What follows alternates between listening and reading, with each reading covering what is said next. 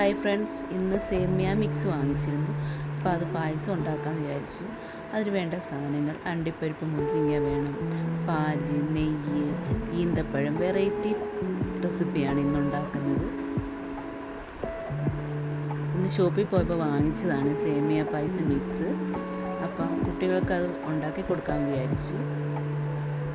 അപ്പം അങ്ങനെ ഗ്യാസ് ഓണാക്കി ചരുവം അടുപ്പിൽ വെച്ചു.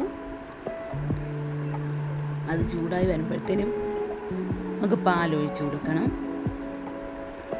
ചൂടായി വന്നിട്ടുണ്ട്, നമുക്ക് പാലൊഴിച്ച് കൊടുക്കാം.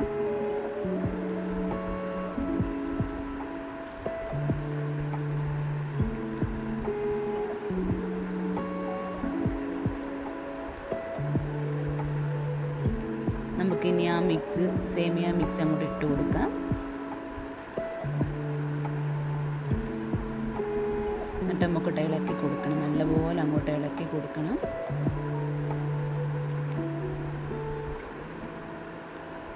നല്ലപോലെ ഇളക്കി, അല്ലെങ്കിൽ കട്ട പിടിക്കും. നല്ലപോലെ ഇളക്കി കൊടുക്കണം.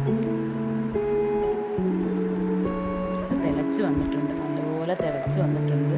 നമുക്കൊന്നും കൂടെ ഒന്ന് ഇളക്കി കൊടുക്കാം. ഇളക്കി കൊടുത്തില്ലെങ്കിൽ കട്ട പിടിക്കും. അതുകൊണ്ട് നല്ലപോലെ നമുക്കൊന്ന് ഇളക്കി കൊടുക്കണം.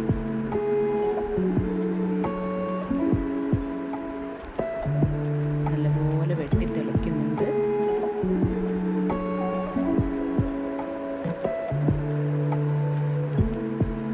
ഒന്നും കൂടെ ഒന്ന് ഇളക്കി കൊടുക്കാം. അതിലേക്ക് കൽക്കണ്ടം, ഇച്ചിരി കൽക്കണ്ടം ഇടുന്നത് നല്ലതാണ്. ഇതിനകത്തൊരു വെറൈറ്റി എന്ന് വെച്ചാൽ കൽക്കണ്ടവും ഈന്തപ്പഴമാണ് ഇതിനകത്ത് വെറൈറ്റി റെസിപ്പി എന്ന് വെച്ചാൽ. സാധാരണ മിക്സ് കൊണ്ടുവന്ന് അങ്ങ് പാലായിട്ട് തിളപ്പിച്ച് അങ്ങ് വെക്കുമല്ലോ. അങ്ങനത്തെ ഒരു വെറൈറ്റി റെസിപ്പിയാണ്. അത് നല്ല ഇറക്കാം. നമുക്ക് ചീനിച്ചട്ടി അടുപ്പിൽ വെച്ച് അത് ചൂടാകുമ്പോഴത്തേന് നെയ്യ് ഒഴിച്ചു കൊടുക്കണം. നെയ്യിട്ട് കൊടുത്തു.